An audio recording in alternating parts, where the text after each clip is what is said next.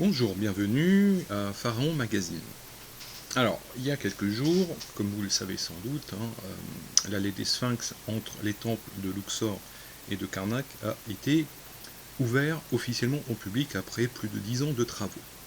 Alors, qu'est-ce qui caractérise un sphinx d'un bélier? Parce qu'on dit parfois que la statue c'est un sphinx ou la statue c'est un bélier.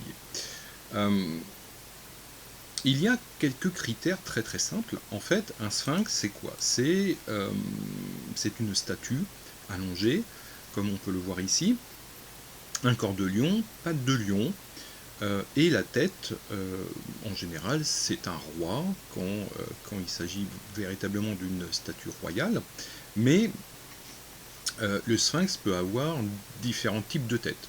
Il peut avoir effectivement une tête humaine, comme ici, ou une tête de chacal, comme on le voit dans la statue reconstituée de l'allée processionnelle du temple de millions d'années de Ramsès II, le Ramesséum.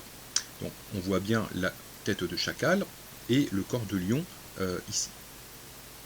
Donc ça, c'est vraiment la caractéristique du sphinx. Alors le bélier c'est très simple, c'est comme un sphinx, mais nous avons affaire à une tête de bélier. Ici, c'est un bélier d'Amon, caractéristique donc avec son visage de bélier évidemment, les cornes. Donc là, c'est typiquement un bélier tel qu'on le voit devant le premier pylône de Karnak.